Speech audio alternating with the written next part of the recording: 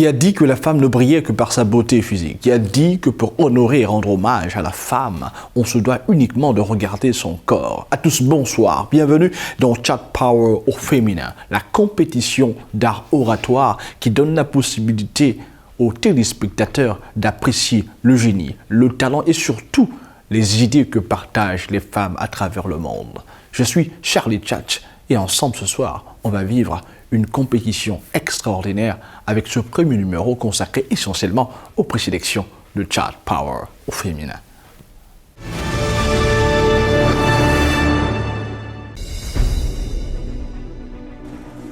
Elles étaient au nombre de 57. Seulement 14 d'entre elles ont su séduire le jury. Elles savent parler. Elles savent communiquer avec le public. Elles sont douées. Elles sont incroyables. Nous sommes des femmes et nous sommes talentueuses, oui. Mais où est votre influence? Nous avons besoin des femmes qui n'ont pas besoin de mettre une mini-jupe pour se faire entendre. Je suis désolée. Osons entreprendre parce que nous le pouvons. Nous devons être des femmes de carrière. Soyons des femmes porteuses de vision. Une femme audacieuse, c'est quoi? C'est celle qui va dire à son mari, I ain't cooking all day, I ain't your mama. Ou bien c'est elle qui va dire, bon, on pète un câble, on met le noir, on met les couleurs, on met le blanc, tout dans la machine. Allez, on fait tourner. Qu'est-ce que l'audace? Quand on me pose la question, moi je vois une femme. Peut-on dissocier l'audace de la femme?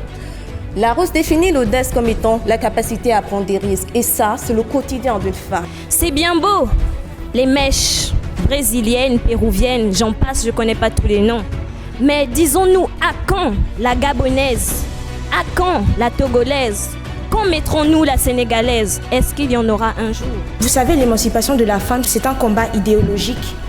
Parce qu'il est question de formater tous les paradigmes institués par la société et de recréer une nouvelle vision du monde dans laquelle hommes comme femmes auraient les mêmes libertés de choix, de conviction et j'en passe. J'ai 17 ans et demi, je suis en classe de terminale D et j'aimerais vraiment dire à ces femmes-là qu'elles peuvent faire plus qu'elles ne le pensent. Quand on parle de femmes audacieuses, on parle de cette femme qui se dépasse, de cette femme pragmatique, cette femme forte-là, qui n'a peur de rien, qui décide de faire et fait ce qu'elle veut.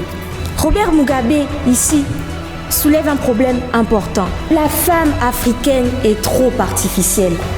La femme africaine est en train de perdre son identité. L'émancipation, c'est d'abord quelque chose de personnel. C'est un état d'esprit. C'est un affranchissement personnel d'abord. L'émancipation de la femme, c'est d'abord cette mère qui commence à éduquer son fils et lui dire, écoute, tu es un homme, tu seras appelé à rencontrer une femme dans ta vie. Et la première chose que tu dois donner, c'est le respect et lui donner de la valeur. L'émancipation, c'est en fait le moteur qui permet à la société de se transformer, d'évoluer. Pourquoi Oprah Winfrey peut s'exprimer devant des millions de personnes et les influencer? Et en Arabie Saoudite, les femmes ne peuvent même pas descendre dans la rue juste pour se balader, qu'elles soient majeures ou pas. Pourquoi? Lorsque je vois une femme audacieuse, je vois une femme déterminée. Je vois une femme qui ose. Je vois une femme courageuse, une femme téméraire, intrépide. Je veux mettre toutes les chances de mon côté pour y arriver. Une femme qui dit « Aucun poste ne peut être seulement pour les hommes, mais je veux être aujourd'hui présidente de la République. Je vais faire mes études et je vais devenir présidente de la République. » Ce n'est pas en demeurant dans notre zone de confort que nous impacterons le monde. Femmes. Je veux d'abord poser une question aux membres du jury et à tous ceux qui sont ici présentes. Quand vous me regardez là, ne suis-je pas une femme? Ne suis-je pas une fille? Et lorsque j'enlève ça, suis-je toujours une fille? Oui, je suis toujours une femme. Nous sommes des femmes. Je refuse aujourd'hui qu'on associe les femmes à ce qu'elles ont, à leur sein et à leur partie génitale. Et oui, chers téléspectateurs, parmi ces jeunes femmes, ces femmes africaines qui ont fait montre d'un potentiel extraordinaire dans ce concours d'art oratoire dénommé Chat Power au féminin, nous avons plusieurs profils entre étudiants et entrepreneurs. Maintenant, je vous invite à découvrir les visages et les profils de nos candidates. Grace Kelly James, 22 ans, entrepreneur. Marcel, 23 ans, USO. Gracilia, 22 ans, Easy. Julie Oké, 21 ans, INSG. Morosia, 21 ans, INSG. Jemila, 20 ans, Itéo. Noéla, 23 ans, Afram. André, 24 ans, étudiante, entrepreneur. Monica, 20 ans, INSG. Laetitia, 19 ans, ISO. Sarah, 17 ans, élève. Foutou Binette, 19 ans, élève. À présent, chers téléspectateurs, je m'en vais vous présenter l'ensemble des speeches de ces candidates. Comment ont-elles fait pour séduire le jury? Quel a été le centre de leurs idées? Quel a été l'argumentaire développé par ces belles candidates appelées femmes audacieuses? Les femmes audacieuses, c'est maintenant dans Chat Power au féminin. De nos jours, être une femme est synonyme de faiblesse. L'opinion publique tend à ignorer que la femme, si elle est déterminée, elle est capable de révolutionner le monde. Elle est capable de révolutionner tous les domaines d'activité, quels qu'ils soient, si elle s'engage. Moi, je crois qu'il est du devoir de chacune de nous ici présentes de se lever avec ferveur et agir afin de faire taire les préjugés qui règnent à notre propos. Nous devons toutes nous lever, nous devons agir, nous devons oser. Et surtout que maintenant nous sommes à l'heure de l'entrepreneuriat, alors osons entreprendre parce que nous le pouvons. Nous devons être des femmes de carrière, soyons des femmes porteuses de vision. Nous avons l'exemple d'une femme pour qui j'ai d'ailleurs beaucoup d'admiration. Une jeune femme qui se nomme Thokozile Mawamba. C'est une jeune fille zimbabwéenne qui est devenue pilote de chasse à l'âge de 24 ans. Est-ce que ce n'est pas extraordinaire? Elle a fait taire les préjugés sur les femmes dans son pays. C'est quoi l'audace? Ça dit, c'est quelqu'un qui a de la hardiesse, qui va repousser ses limites et dans le pire des cas, quelqu'un qui va violer complètement les règles. Donc je me suis dit, une femme audacieuse, c'est quoi? C'est celle qui va dire à son mari, "Arrête cooking all day, arrête your mom." Ou bien c'est elle qui va dire, bon, on pète un câble, on met le noir, on met les couleurs, on met le blanc, tout dans la machine. Allez, on fait tourner. Et puis je me suis dit, c'est pas de mauvaise idée, mais on va essayer de calmer un peu le jeu. Femme audacieuse. Essayons de voir dans la vie. Je ne vais pas prendre dans l'histoire, donc je ne vais pas vous parler de Marie Curie, je ne vais pas vous parler de Jeanne d'Arc, je ne vais même pas vous parler de la reine Elisabeth II. Donc j'ai pris mon téléphone et j'ai retenu 3 noms. Farlane Ndambo Makata, réalisatrice, monteuse et responsable d'image à Urban FM. Chaque fois qu'Urban FM organise un événement, elle est dessus. Ça veut dire que tous les soirs, tous les jours, qu'importe le temps, elle est là-bas, en train de prendre des images, filmer, monter. Elle doit déposer en archive alors qu'elle est mère célibataire. Milva Ndoki, slameuse, commerciale. Slameuse, c'est pas facile. C'est un monde où tu vas et il y a plusieurs garçons. Donc, une femme dans un monde de garçons, c'est de la chair fraîche chez les lions. On veut la dévorer, on la drague, donc elle doit repousser ça. Qu'est-ce que l'audace? Quand on me pose la question, moi je vois une femme. Peut-on dissocier l'audace de la femme? Larousse définit l'audace comme étant la capacité à prendre des risques. Et ça, c'est le quotidien d'une femme, de son geste le plus élémentaire au plus complexe. Une femme audacieuse, c'est celle qui porte un enfant dans son ventre au péril même de la beauté de son corps, au risque de sa vie. Une femme audacieuse, c'est celle qui blanchit ses nuits pour voir son homme grandir. Une femme audacieuse, c'est celle qui masque ses cicatrices avec du fond de teint. Une femme audacieuse, c'est celle qui affiche le plus radieux de ses sourires, même quand elle est mal au coin. Certaines voix s'élèveront et me diront, c'est le rôle d'une femme. Elles sont faites pour tenir un foyer. Que peuvent-elles faire d'autre? Elles ne peuvent pas tourner du béton, elles ne peuvent pas bâtir des maisons, elles ne peuvent pas soulever une bouteille de gaz. Elles ne savent que se maquiller, se coiffer, percher sur leur talon de 15 cm. Ouais, c'est tout ce dans quoi elles sont à leur aise. Et moi, je suis sidérée. Quand au XXIe siècle, à l'ère de l'émancipation de la femme, on tient ce genre de propos. Que faites-vous de Rosa Parks, figure emblématique de la lutte contre la ségrégation raciale aux États-Unis? Rose-Francine Recombé, ex-président du Gabon. C'est dur d'ensorceler une fille africaine de nos jours. Chaque fois que tu emmènes un bout de ses cheveux à un sorcier, c'est une Brésilienne qui devient folle ou une usine en Chine qui prend feu. De prime abord, quand vous voyez ce thème, C'est très drôle, ça donne envie de rire. Mais laissez-moi vous dire que la valeur intrinsèque de ce texte ne fait pas rire. C'est une sorte de honte qui s'abat sur la femme africaine. C'est bien beau, les mèches brésiliennes, péruviennes, j'en passe, je ne connais pas tous les noms. Mais disons-nous, à quand la gabonaise? À quand la togolaise? Quand mettrons-nous la sénégalaise? Est-ce qu'il y en aura un jour? Nous sommes des femmes africaines à part entière.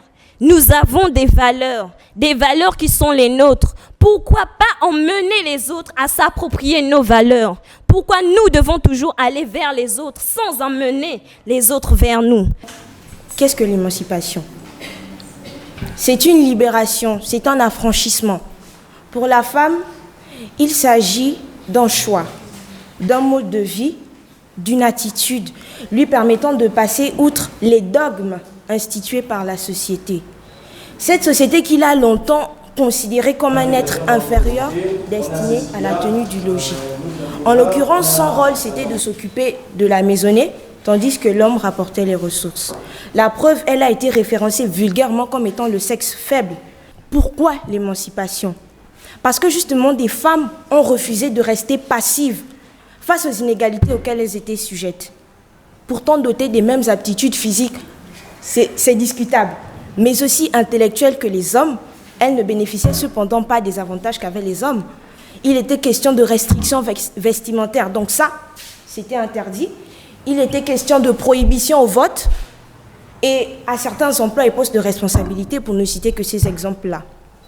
C'est donc dans un élan de protestation massive, le féminisme préconise l'extension des droits de la femme et de son rôle dans la société.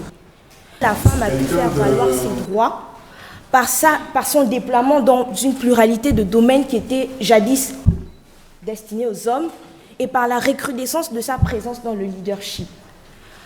Vous savez, l'émancipation de la femme, c'est un combat idéologique parce qu'il est question de formater tous les paradigmes institués par la société et de recréer une nouvelle vision du monde dans laquelle hommes comme femmes auraient les mêmes libertés de choix, de conviction, et j'en passe.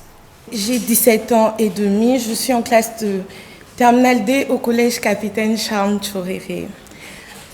Parce qu'après analyse de notre société, je me suis rendu compte que beaucoup de femmes dans notre société, beaucoup de femmes ne savent pas ce qu'elles peuvent accomplir.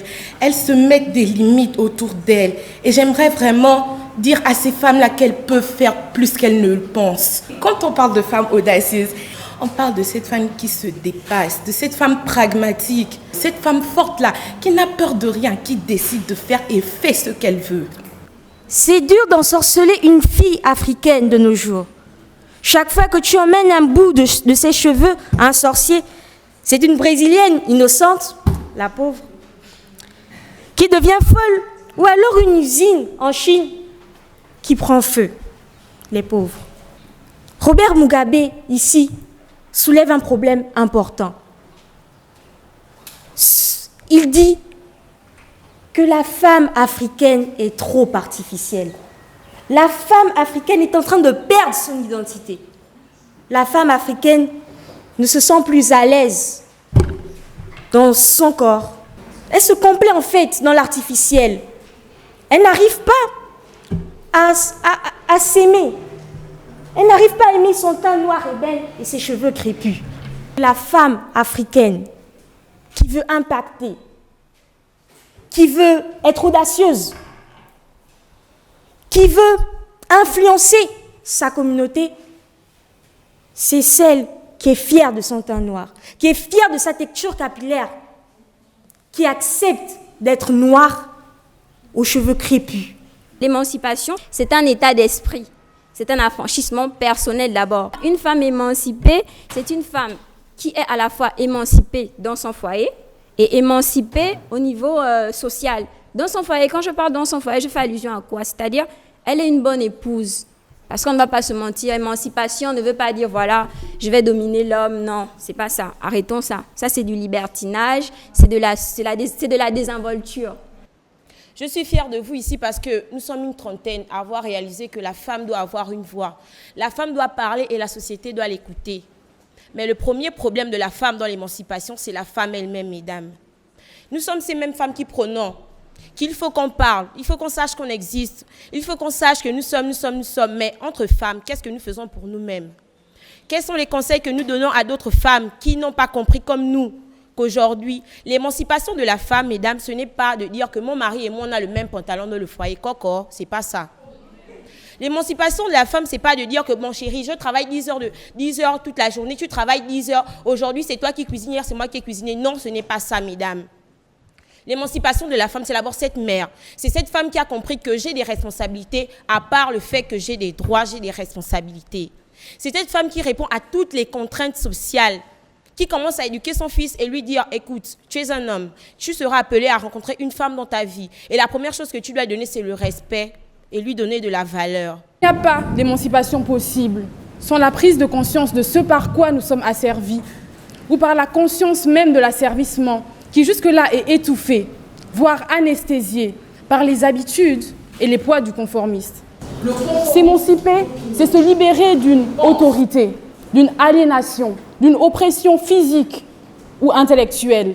L'émancipation, c'est en fait le moteur qui permet à la société de se transformer, d'évoluer. L'émancipation permet à une catégorie de la population d'obtenir les droits identiques aux autres catégories de la population. Alors pourquoi il existe des femmes dans le monde qui ont la possibilité de poser des actions qui impactent leur environnement? Il existe encore des zones dans le monde où les femmes n'ont même pas la possibilité de s'exprimer face aux oppressions auxquelles elles font face. Pourquoi Oprah Winfrey peut s'exprimer devant des millions de personnes et les influencer? Et en Arabie Saoudite, les femmes ne peuvent même pas descendre dans la rue juste pour se balader, qu'elles soient majeures ou pas. Pourquoi? C'est parce qu'on nous a rabâché depuis plusieurs années que la place de la femme est dans une cuisine ou bien dans un foyer, qu'il y a des hommes et même des femmes qui pensent qu'elles ne peuvent pas se lever pour faire changer les choses dans leur environnement. C'est parce que depuis plusieurs années, les femmes ont tort, quoi qu'il se passe autour d'elles, qu'en Libye, le code pénal exonère un violeur de toute poursuite s'il venait à épouser sa victime. Enfin, qui veut épouser son agresseur? Qui? Il existe encore des inégalités, des injustices. Mais il existe aussi ces femmes qui se sont levées pour faire changer les choses, qui se sont levées pour sortir de ce moule conformiste. Simon Dominico pouvait dire que l'audace est la première et la dernière ressource des plus grands génies. On dit souvent dans la vie qu'il faut faire preuve d'audace, qu'une femme doit être audacieuse. Mais alors c'est quoi être audacieuse? Lorsque je vois une femme audacieuse, je vois une femme déterminée. Je vois une femme qui ose. Je vois une femme courageuse, une femme téméraire, intrépide. Une femme qui dit « Aucun poste ne peut être seulement pour les hommes, mais je veux être aujourd'hui présidente de la République, je vais faire mes études et je vais devenir présidente de la République. » Je vais utiliser une citation de Maxi Alexis qui dit « Audace, soyez audacieux, inventez, osez, voilà le prix du succès. » Moi je dirais femmes gabonaises, femmes africaines, soyons audacieuses, osons, entreprenons, voilà le prix de notre succès. Les filles africaines ont tellement perdu leur identité que pour les trouver avec leurs véritables cheveux, c'est dur. Je veux d'abord poser une question aux membres du jury et à tous ceux qui sont ici présentes. Quand vous me regardez là, ne suis-je pas une femme? Ne suis-je pas une fille?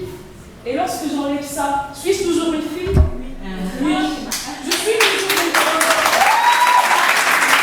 Nous sommes des femmes. Je refuse aujourd'hui qu'on associe les femmes à ce qu'elles ont, à leur sein et à leur partie génitale. Une femme, c'est une force. Pourquoi voulez-vous nous associer à des choses? Oui, c'est une perruque. Oui, elle n'est pas la mienne. Mais est-ce que je n'ai pas un cœur? Est-ce que je ne suis pas une femme? Tu as demandé si je sais préparer? Tu as demandé si je sais tenir une maison? Non. Pourquoi vous voulez nous associer à des choses? La femme a été prouvé qu'elle est émotionnelle. C'est un être émotionnel. Une femme peut se lever aujourd'hui et porter du rouge et demain elle veut porter du jaune. Oui, les femmes aiment changer de tête. Oui, les femmes aiment changer de tête.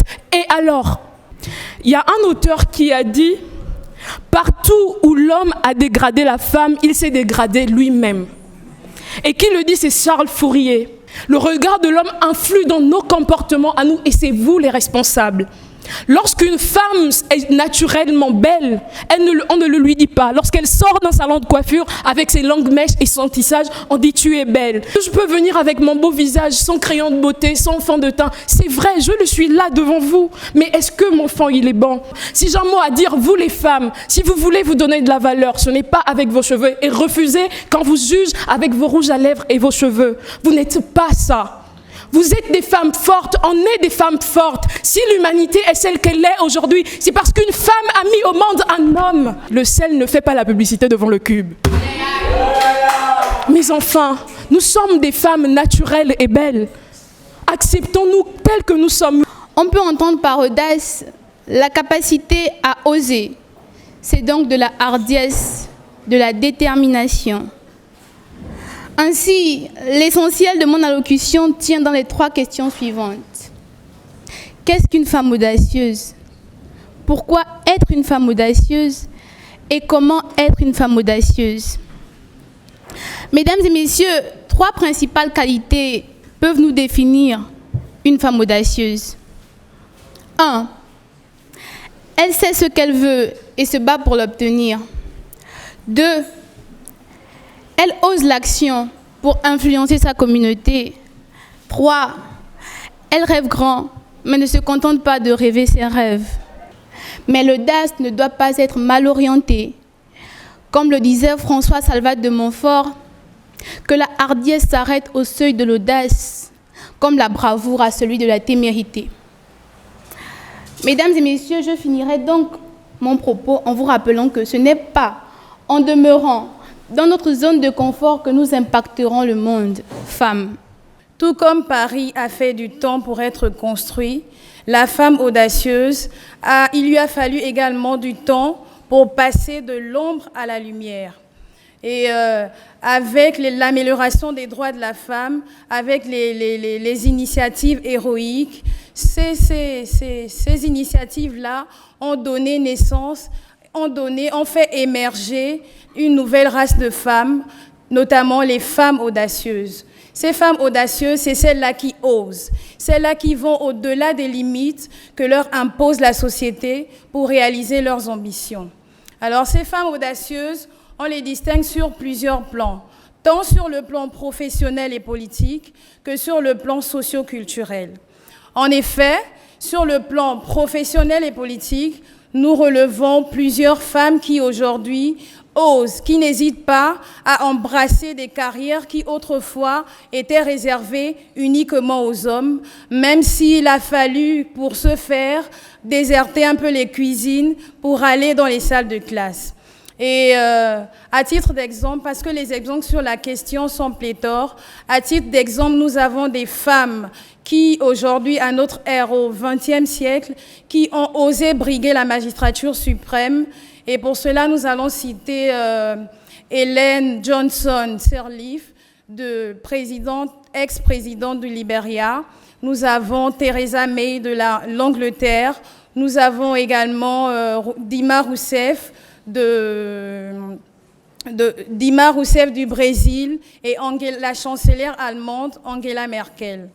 Par ailleurs, sur le plan socio-culturel, nous relevons que l'audace de la femme elle s'exprime en fait par la liberté d'expression grandissante de la femme. Nous avons le mouvement féministe NAPI qui aujourd'hui sert à valoriser les cheveux naturels de la femme. Au travers de ce mouvement, on voit en fait l'audace de la femme. Cette femme-là qui n'a plus peur aujourd'hui d'afficher ses cheveux naturels. Et ce n'est pas, le mouvement NAPI n'est pas seulement aujourd'hui un effet de mode, mais le mouvement NAPI aujourd'hui, c'est quelque chose qui permet de ressortir, de remettre la femme noire, qu'elle soit métisse, qu'elle soit afro-américaine, sur sa place dans la société et sa place dans l'histoire. Donc, à titre illustratif, vous allez convenir avec moi que pour oser arborer, pour oser porter une coiffure afro qui était assimilée autrefois comme une coiffure réservée aux esclaves, il faut oser le faire. Et donc, Pour illustrer cette audace, nous avons des femmes aujourd'hui, des icônes telles que la célèbre artiste que tout le monde connaît certainement, Lupita Nyong'o, qui n'hésite pas à afficher ses cheveux au naturel. Nous avons également la très célèbre comédienne Claudia Tagbo, et qui ont poussé le mouvement, qui ont permis aujourd'hui aux femmes africaines de s'exprimer par rapport à leurs cheveux, par rapport à leur manière de se tenir dans la société. Et donc, ces femmes-là, qui sont des femmes qui sont accomplies, elles ont, au travers de ce mouvement NAPI, exprimé leur féminité, car en fait, on ne naît pas femme, mais on le devient parce qu'on le vaut bien. Donc, moi, je vais terminer sur cette citation, cette très belle citation de Simone de Beauvoir, pour exhorter mes sœurs, mes amis et mes mères à oser l'audace. Osons l'audace parce qu'on nous valons plus. Il y a tellement de choses que la femme a en elle, mais qu'elle ne connaît pas. D'abord, nous devons chercher à se poser la question de savoir c'est quoi l'audace.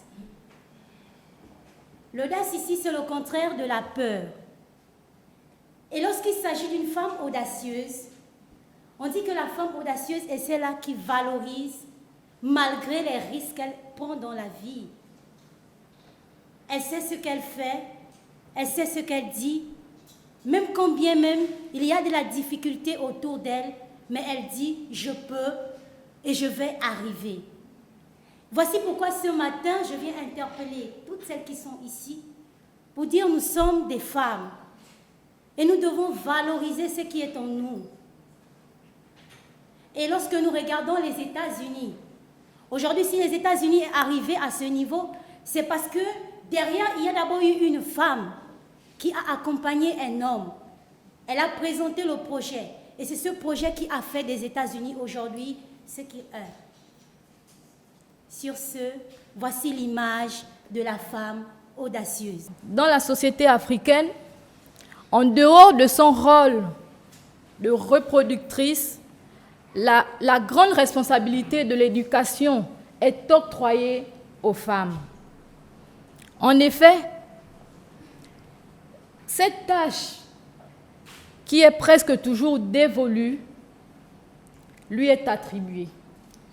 Car les hommes sont toujours occupés, sont chargés d'effectuer les tâches génératrices de revenus. C'est alors la maman, donc la femme africaine, qui est celle qui s'occupe de l'éducation. Et nous savons que l'éducation est la base même d'une société. Des enfants bien éduqués aujourd'hui sont des futurs cadres. L'éducation vient en supplément de l'instruction. Un enfant qui est bien éduqué, lorsque cet enfant deviendra plus tard un cadre en entreprise, cela va se refléter, quel que soit l'endroit où il va exercer. Cela va se refléter dans la société.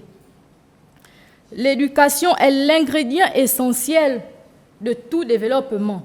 C'est l'éducation qui insuffle aux citoyens d'une nation l'état d'esprit à adopter pour favoriser l'essor de ces derniers.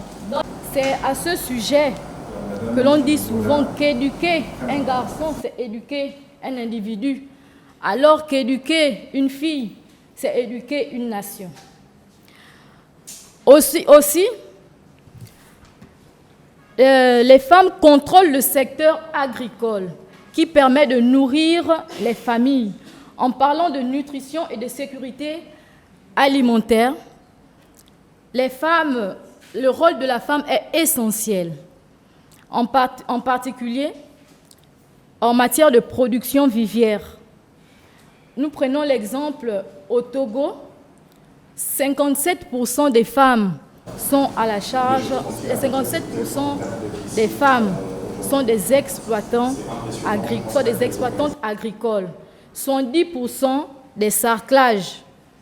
La production maraîchère et la production maraîchère des paysans est assurée essentiellement par les femmes. Ah oui, que c'est beau, on n'a pas besoin de mettre des mini-jupes pour se faire entendre, comme a dit une candidate. Ah oui, c'est beau, on n'a pas besoin de regarder la femme africaine uniquement que sur son apparence physique. Il faut également regarder son fond intérieur. Voici de très belles idées. À présent, chers téléspectateurs, j'imagine que vous prenez un grand plaisir à écouter ces femmes audacieuses qui partagent à la face du monde l'ensemble des idées qui sont les leurs. Présentement, on va poursuivre avec d'autres séries de speech qui, je crois, va certainement vous booster de là où vous êtes. Chat Power au féminin, ça poursuit. Il y a une citation populaire qui dit que derrière un grand homme se cache une grande femme. Et cette citation populaire fait que démontre que la femme a toujours été créatrice de grands acteurs, mais elle est toujours restée dans les coulisses. Elle est trop restée longtemps dans les coulisses. Aujourd'hui, on a besoin d'être à côté de ces acteurs-là que nous avons formés, que nous avons créés. Nous avons besoin d'être à côté d'eux, pas devant eux, encore moins derrière, mais à côté, près d'eux. Il est temps qu'on donne à la femme sa place, car chacun joue un rôle bien précis. Alors, la femme audacieuse, c'est celle qui, aujourd'hui, doit reconnaître qu'elle a des compétences qui contribuent à valoriser la société, mais aussi des défauts. Aussi, avoir de l'audace, c'est de reconnaître que nous sommes femmes citoyennes à part entière. Aujourd'hui, la femme est traitée comme une plaie, un fléau. Parce que tout autant on célèbre la journée de lutte internationale contre le sida, on célèbre aussi la journée de la femme. C'est très bien, c'est encourageant, mais c'est comme une plaie à éradiquer, un mal, quelque chose qui n'est pas bien. Alors qu'on n'a jamais entendu parler de journée pour les hommes, concours pour les hommes, quelque chose pour les hommes. Il y a toujours quelque chose pour les femmes. On est comme une plaie, quelque chose qu'on doit ranger, quelque chose qu'on doit recréer. Et c'est la femme qui doit d'abord s'affirmer en tant que citoyen à part entière. Il y a des femmes qui vont en campagne électorale et elles se déclarent, dans leur discours, elles disent « Votez-moi les femmes, soyons solidaires parce que nous sommes des femmes, il faut qu'on soit à la tête, il faut que… » On ne vote pas quelqu'un parce que c'est une femme. On vote quelqu'un pour ses compétences. Et la femme doit savoir qu'elle a des compétences. Il faut avoir l'audace de le montrer, que nous sommes compétentes tout aussi bien que les hommes. Donc, c'est ça notre objectif aujourd'hui. Notre objectif, c'est d'arriver à ne plus avoir des concours pour les femmes, des journées pour les femmes. On veut avoir les mêmes droits que les hommes. On veut s'affirmer en tant que citoyen. Aujourd'hui, on veut aller de l'avant en tant que femme de genre et non pas de sexe. Parce qu'il y a une différence entre le genre et le sexe. Le genre, c'est le type, le modèle, genre humain, genre féminin, genre masculin. Mais le sexe, c'est votre appareil génital. Excusez-moi pour les termes que je vais employer tout de suite. Le sexe, c'est pour un homme le pénis et pour la femme le vagin.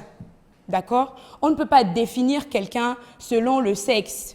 Parce que lorsqu'on parle d'égalité des sexes aujourd'hui, on ne peut pas, une femme ne pourra jamais engrosser un homme, c'est impossible. C'est l'inverse, ce sera toujours comme ça. Aujourd'hui, on doit aller de l'avant avec cette idée-là. On doit s'affirmer en tant que citoyen et on doit également parler de femmes de genre, pas femmes de sexe. On ne doit pas s'appuyer sur ce sexe-là parce que ce sexe-là, il nous rend faibles. On est toujours là, on fait partie toujours de la classe inférieure, la classe qui a des problèmes, la classe qui a des soucis. Donc, c'est ça l'audace de la femme aujourd'hui. Émancipation vient du latin émancipare, qui désigne affranchir de l'autorité parentale. L'émancipation de la femme est donc le désir de cette dernière de s'affranchir des règles qui lui étaient imposées.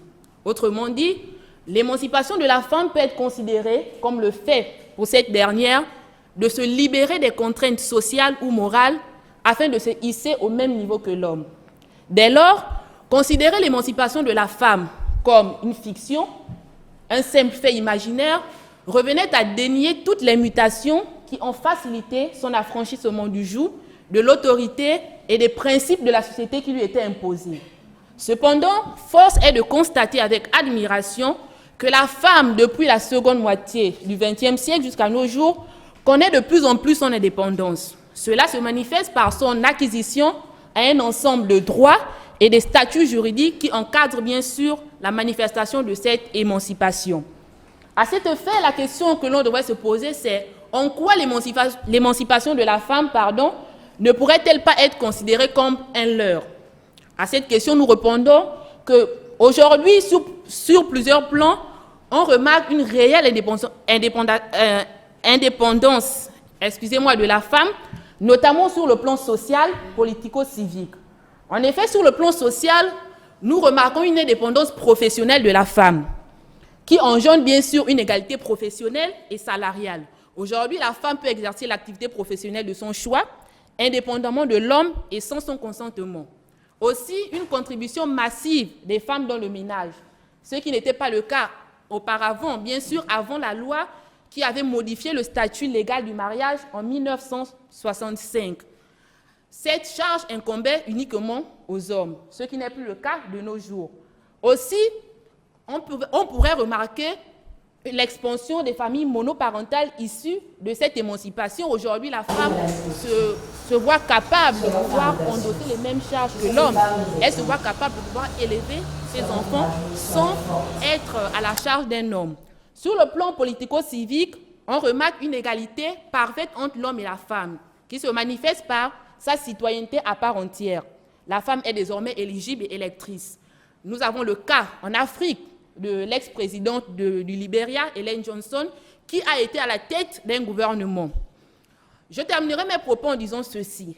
Bien que l'émancipation de la femme soit une réalité, il n'en demeure pas que cette émancipation rencontre de limites, notamment sur le plan religieux.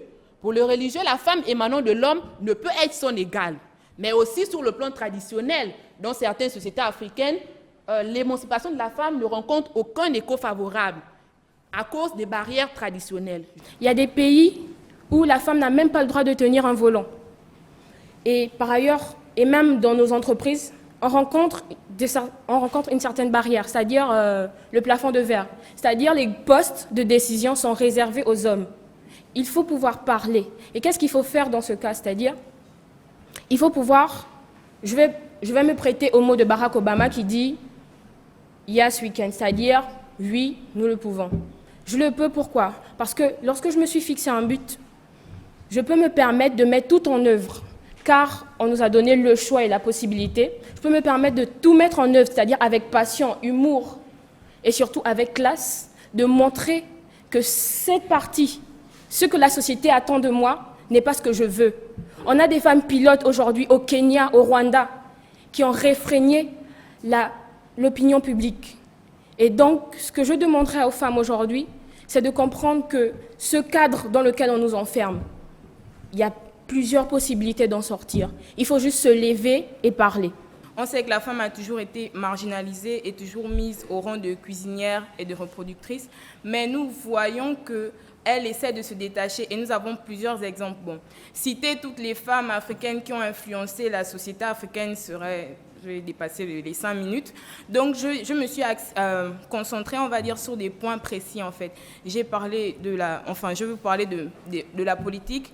Et moi, la femme que j'ai retenue, c'est Wangari Maathai, kenyane, qui a été élue ministre, je pense, entre les années 2003 et 2005. Elle a été aussi la première femme africaine à avoir eu le prix Nobel de la paix. Donc, voilà, elle a influencé beaucoup de choses dans son pays. Concernant l'éducation, moi je vais parler de la jeune Malala, qui doit être un peu plus âgée que moi. Elle est pakistanaise et dès l'âge de 11 ans, elle s'est levée contre les talibans qui étaient dans son pays, qui influençaient, qui ont dit que la femme n'a pas droit à l'éducation. Elle a dit, vous, de quel droit vous venez dire que moi, je ne peux pas aller à l'école? Et à l'âge de 17 ans, elle a eu le prix Nobel de la paix. Et pour finir, j'ai parlé du racisme. Et bien évidemment, j'ai parlé de Winnie Mandela, parce que, bon, elle aurait pu, après l'emprisonnement de son mari, laisser tomber. En plus, c'est une femme, déjà, c'est une femme, en plus, elle est noire, donc beaucoup de problèmes. Du coup, elle ne s'est pas laissée abattre par l'emprisonnement de son mari. Elle a, on va dire, elle a continué le combat dans leur parti, l'ANC.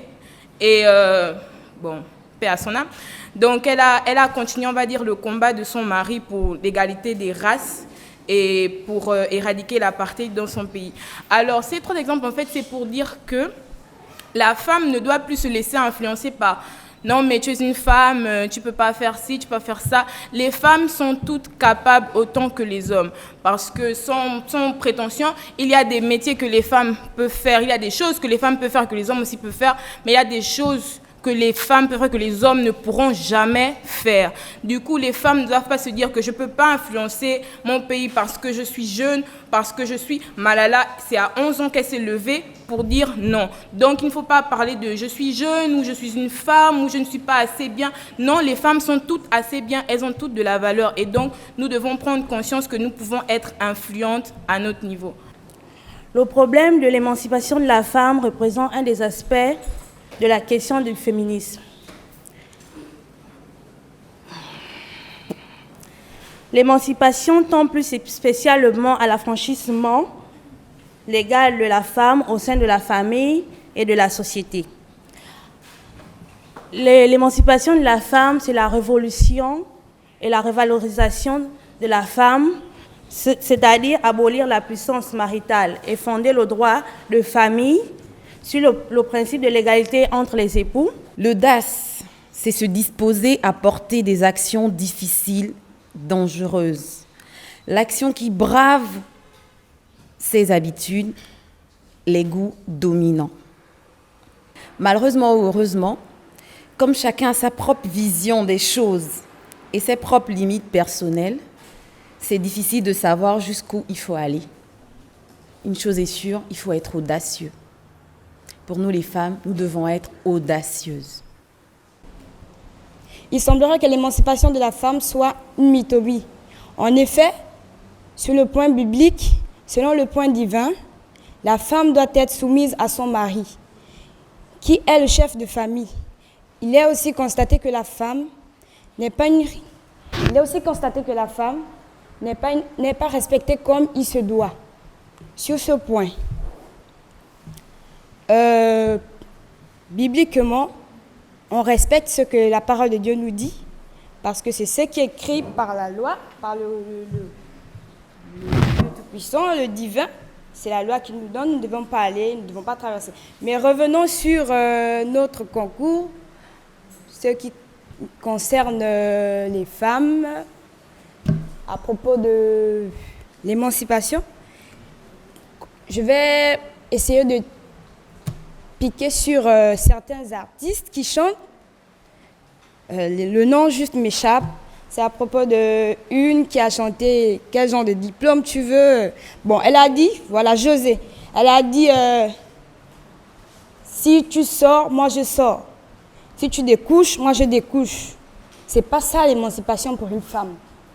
Que si l'homme tape sur la table, il tape main sur la table, toi aussi tu tapes. C'est pas ça une émancipation. Mais par contre, une émancipation, c'est de réfléchir, de porter sa réflexion sur plusieurs,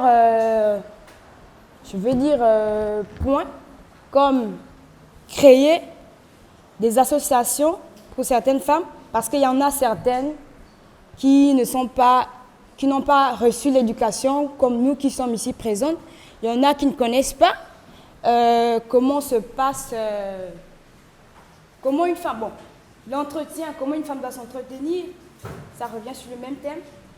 Il y a certaines qui ne connaissent pas comment parler en public, c'est stressant, oui, parce que moi-même aussi, il arrive des fois où je ne peux plus tenir parole, je préfère sortir, mais Dieu me fait grâce de me mettre debout et parler en public. J'ai déjà parlé plus, ça c'est une petite foule. Mais donc, de même, ça revient à dire que la femme,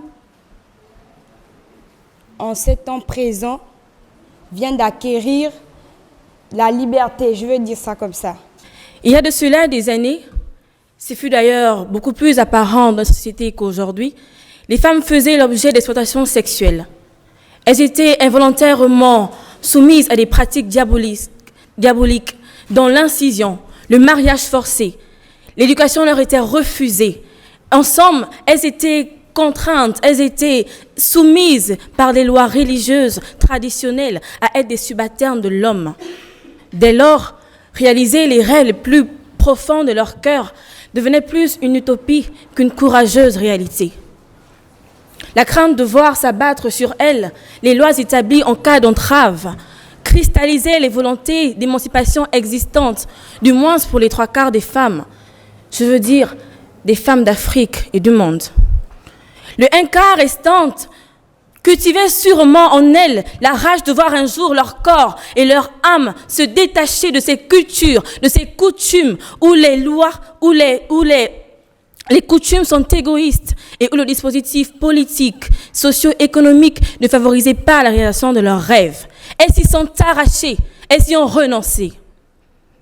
Je veux parler de ces femmes qui ont subi cette contrainte intérieure.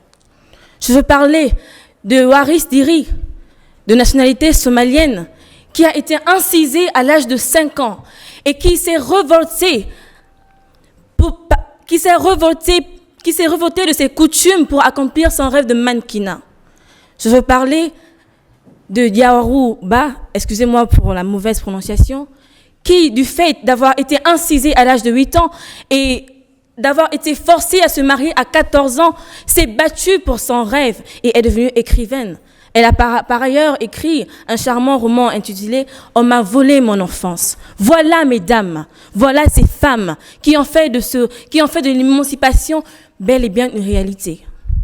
Cependant, j'aimerais que l'on prenne conscience que l'émancipation de la femme ne se résume pas seulement à se défaire des coutumes juridiques et traditionnelles, mais aussi à se défaire des coutumes morales.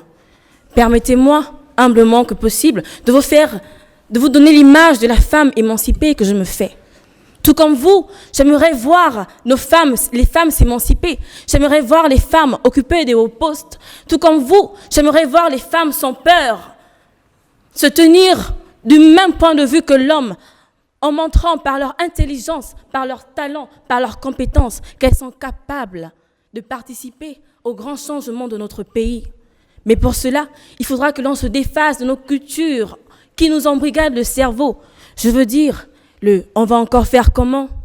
On est obligé de faire avec. Ce sont les choses de la politique, tant bien même elles ne le sont pas. Nous sommes des femmes de qualité. Et en tant que femmes, nous devons nous faire une place dans la société. Il est possible pour une femme de quitter d'un rien et se faire un nom dans la société. N'ayons pas peur de la concurrence, n'ayons pas peur des difficultés. Elles sont inhérentes à l'existence humaine.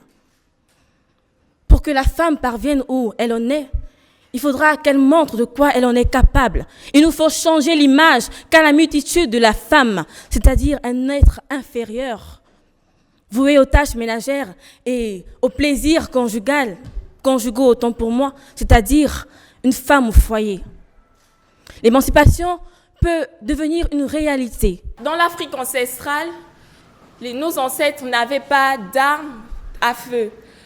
Ils n'avaient que des outils rudimentaires. Mais leur arme principale, c'était leur croyance au monde métaphysique. Ils étaient capables de tuer un individu à partir de ses cheveux. Donc le cheveu ici représente l'identité même de la personne. Le cheveu te donne l'information sur la personne. Et c'est le cheveu donne le pouvoir au sortilège d'identifier sa victime. Mais aujourd'hui, les femmes africaines ont revêtu leur tête de cheveux qui ne sont pas les leurs. Elles se sont revêtues, recouvertes d'une culture qui n'est pas la leur, d'une culture occidentale. Cela ne se manifeste pas seulement que par les cheveux, mais c'est aussi sur la couleur de leur peau. Et ça infecte aussi tous les domaines de la biosphère, en fait. Toutes les représentations de la productivité africaine, dans le langage, dans sa consommation d'aliments. la culture occidentale est vraiment présente en la femme africaine. Et quand on sait que la femme africaine représente le continent africain, la femme africaine, on identifie toujours l'Afrique comme étant une femme, une mère. Donc dans ce thème, ce n'est pas seulement la femme, mais c'est aussi les hommes. On a abandonné nos cultures, ce qui fait notre originalité. Et j'appelle à un retour à la source. Et c'est pour ça que j'apprécie particulièrement le mouvement Napi, qui sont des femmes qui ont décidé d'arborer leur chevelure naturelle. Et moi-même y compris, j'ai coupé les cheveux. Apparemment, les cheveux défrisés ne m'allaient pas très bien. Donc, voilà. Donc, j'apprécie cela. Et c'est vraiment une question avec... c'est vraiment un large sujet parce qu'il va nous emmener à parler de la mondialisation, de l'impact de l'ouverture du monde sur la culture africaine et sur la femme en particulier. Donc, quand on se dit femme émancipée, vous qui êtes des femmes qui prétendez être émancipées parce que vous avez fait beaucoup de speech, on veut être émancipée, on veut, hein. Mais votre défi premier en acquérant cette émancipation sera de revaloriser la culture africaine, de vous remettre, d'imposer votre culture au monde occidental. Il ne suffit pas de consommer, parce que l'Afrique aujourd'hui, nous ne faisons que consommer ce qui vient de l'extérieur. Mais quand est-ce que nous allons vendre notre culture? Quand est-ce que nous allons vendre nos cheveux naturels? Que nous allons valoriser notre pagne? Ce qui est dommage, c'est que même nos chefs, nos porte-étendards, nos chefs d'État, nos icônes du monde politique et même sportifs et même les prétendus défenseurs de notre valeur ancestrale ont aussi assimilé cette culture occidentale qui vient dénaturer notre culture. Et même, c'est ironique quand on lit la phrase de la citation de M. Mugabe, lorsqu'on sait que lui qui, dans ses débuts en tant que chef d'État, a libéré le Zimbabwe, l'a affranchi de l'impérialisme occidental et qu'aujourd'hui, son mandat n'a pas été un exemple. Lui-même, il a assimilé cette culture occidentale de l'impérialisme. Donc, c'est 5 minutes, c'est court, mais c'est un sujet qu'il faut vraiment développer dans plusieurs aspects. Mais je tiens à dire que les femmes émancipées d'aujourd'hui ont un grand défi, celui de revaloriser la culture africaine, parce que quand on se lève et qu'on dit qu'on est femme, il faut montrer ce qu'on a à offrir au monde. À l'instar d'autres femmes dans le monde, malgré les différences de niveau, de statut et de conditions de vie, on y trouve ici, en Afrique, précisément au Gabon, la femme audacieuse, forte, créative, libérée, indépendante et visionnaire. Elle se fait remarquer par son courage et sa détermination. Faisant preuve d'audace et de bon sens, cette femme reflète la maturité, car elle dispose de nombreuses qualités propices au développement, tant au sein de la cellule familiale que dans la société. Marginalisée qu'elle fut autrefois et privée de son idéologie, la femme dite audacieuse, à l'exemple des 1001, se caractérise par un être qui prend le risque, et ce même si cela est contradictoire avec l'opinion générale. Elle affirme sa personnalité et se démarque. Elle n'a pas de tabou et garde comme objectif de continuer à avancer pas à pas sans renoncer. L'audace d'une femme, selon moi, c'est de réussir dans un domaine réputé et réservé uniquement aux hommes. Prenons ici le cas du pilote Karine Anemba. L'audace d'une femme ici, selon moi, c'est de décider d'entreprendre. Nous savons ici, comme nous le remarquons, chers membres du jury, la femme, dans le cadre de la cellule familiale, est celle-là qui s'occupe de sa famille et aussi pratique des tâches ménagères. Et si après tout cela, cette femme décide d'entreprendre, pour moi, c'est un être audacieux. La femme audacieuse ici n'est pas celle-là qui, après avoir fait 3 enfants, décide alors que son dernier enfant a peut-être 6 mois d'attraper une grossesse. Non, c'est pas ça de l'audace. La femme audacieuse pour moi, c'est une femme qui entreprend. Sachant que son homme est dans l'incapacité de se trouver un emploi, par exemple, décide de se lever un matin et d'entreprendre pour le bienfait et le bien-être de sa famille. La femme audacieuse ici est le fait pour moi d'avoir fait preuve de courage et de participer à ce concours. En somme, la femme audacieuse, aussi incontrôlable et déterminée, s'exprime, quoi qu'il arrive, dans la société, en sublimant de part d'un statut, d'une couleur ou d'inspiration. Tout simplement, cette dernière embellit nos quotidiens d'actes dévoués et remarquables. La femme audacieuse. Elle est définie comme une femme engagée, libre, meneuse, bravant les interdits. Elle est en effet dite audacieuse. Pourquoi ? Parce qu'elle décide d'être novatrice dans certains domaines. Je veux tout de suite aller illustrer mes propos par cette femme qui m'a marquée, cette femme qui a lutté pour une cause commune, cette femme qui a été surnommée le martyr de l'éducation nationale. Je parle bien ici de Martine Oulabou. Oui, elle est l'exemple même de la femme audacieuse. Elle est le comportement, elle est l'image à tirer afin de définir notre thème. Aussi, elle est celle-là qui se bat pour l'épanouissement des siens. Je cite ici ses enfants, sa famille.